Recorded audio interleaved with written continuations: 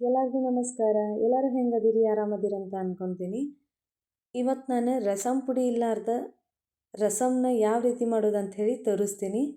ಇದಂತೂ ಭಾಳ ಮಸ್ತ್ ಆಕೈತಿ.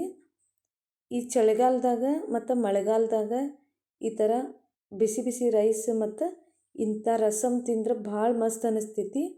ಇದನ್ನು ಮಾಡೋಕೆ ನಾನು ಸ್ವಲ್ಪ ನೀರು ಹಾಕ್ಕೊಂಡು ಅದಕ್ಕೆ ಒಂದು ಅರ್ಧ ಟೇಬಲ್ ಸ್ಪೂನಷ್ಟು ಅರಿಶಿನ, 1 ಟೇಬಲ್ ಸ್ಪೂನಷ್ಟು ಖಾರದ ಪುಡಿ, 1 ಟೇಬಲ್ ಸ್ಪೂನಷ್ಟು ಜೀರಿಗೆ, ಅರ್ಧ ಟೇಬಲ್ ಸ್ಪೂನ್ ಕಾಳು ಮೆಣಸು ಮತ್ತು ಒಂದು 5-6 ಹೆಸರು ಬೆಳ್ಳುಳ್ಳಿ, ಸ್ವಲ್ಪ ಹುಣಸೆ ಹಣ್ಣು, ಒಂದು ಹಸಿಮೆಣ್ಸಿನ್ಕಾಯಿ ಮತ್ತು 3 ಟೊಮೆಟೊ ಕಟ್ ಮಾಡ್ಕೊಂಡಿದ್ದು, ಒಂದು ಉಳ್ಳಾಗಡ್ಡಿ ಕಟ್ ಮಾಡಿಕೊಂಡು ಇದನ್ನೆಲ್ಲನೂ ಹಾಕ್ಕೊಂಡು ಇದನ್ನು ಸ್ವಲ್ಪ ಹೊತ್ತು ಕುದಿಸ್ಕೋಬೇಕು.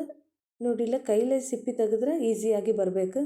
ಆ ಥರ ಕುದಿಸ್ಕೊಂಡು ಇದನ್ನು ನೀರು ಮತ್ತು ಆವಾಗ ಕಟ್ ಮಾಡಿ ಎಲ್ಲ ಸೇರಿಸ್ಕೊಂಡಿತ್ತಲ್ಲ ಅದನ್ನು ಸಪ್ರೇಟ್ ಮಾಡ್ಕೋಬೇಕು.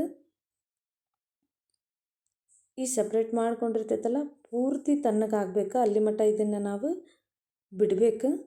ಪೂರ್ತಿ ತಣ್ಣಗಾದ್ಮೇಲೆ ಒಂದು ಮಿಕ್ಸಿ ಜಾರ್ಗೆ ಹಾಕ್ಕೊಂಡು ಪೂರ್ತಿ ಸಣ್ಣಗೆ ರುಬ್ಕೋಬೇಕು. ಈ ಥರ ರುಬ್ಕೋಬೇಕು.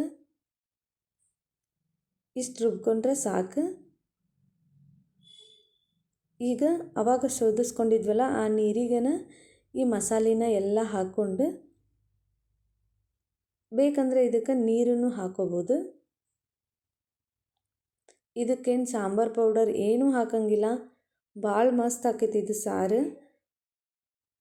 ರಸಮ್. ಈ ಕುದಿಯತ್ತಲ್ಲ ಇದಕ್ಕೆ ರುಚಿಗೆ ತಕ್ಕಷ್ಟು ಉಪ್ಪು ಹಾಕ್ಕೊಂಡು ಇದಕ್ಕೆ ಸಣ್ಣದಾಗಿ ಒಗ್ಗರಣೆನ ಕೊಟ್ಟಿದ್ದೆ ನಾನು.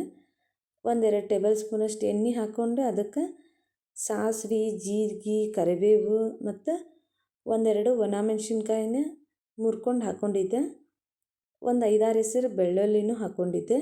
ಇದನ್ನೆಲ್ಲ ಹಾಕಿ ಒಂದು ಒಗ್ಗರಣೆ ಕೊಟ್ಟರೆ ರಸಮ್ ರೆಡಿ ಆಕೈತಿ. ಲಾಸ್ಟಿಗೆ ಇದಕ್ಕೆ ಒಂದು ತುಂಡು ಬೆಲ್ಲನ ಹಾಕ್ಕೊಂಡಿದ್ದು ನಾನು. ಈ ಬೆಲ್ಲ ಹಾಕೋದ್ರಿಂದ ಸಾರು ಇನ್ನೂ ರುಚಿ ಜಾಸ್ತಿ ಆಗ್ತೈತಿ. ಒಂದು ತುಂಡು ಬೆಲ್ಲ ಹಾಕ್ಕೊಂಡು ಲಾಸ್ಟಿಗೆ ಇದಕ್ಕೆ ಕೊತ್ತಂಬರಿ ಸೊಪ್ಪು ಹಾಕಿ ಒಂದು 8-10 ನಿಮಿಷ ಚಲೋ ಕುದಿಸಿದ್ರೆ ರಸಮ್ ರೆಡಿ ಆಕೈತಿ. ಇದನ್ನು ನಾವು ಬಿಸಿ ಬಿಸಿ ಅನ್ನದ ಜೊತೆ ತಿನ್ಬೋದು. ಈ ರಸಮ್ ಈ ವಿಡಿಯೋ ನಿಮ್ಗೆ ಇಷ್ಟ ಆಗೈತೆ ಅಂತ ಅನ್ಕೊತೀನಿ. ಇಷ್ಟ ಆಗಿತ್ತಂದ್ರೆ ಪ್ಲೀಸ್ ಒಂದು ಲೈಕ್ ಕೊಡೋದನ್ನು ಮರಿಬೇಡ್ರಿ. ಸಬ್ಸ್ಕ್ರೈಬ್ ಮಾಡಿಕೊಂಡು ವಿಡಿಯೋನ ಪೂರ್ತಿಯಾಗಿ ನೋಡಿರಿ.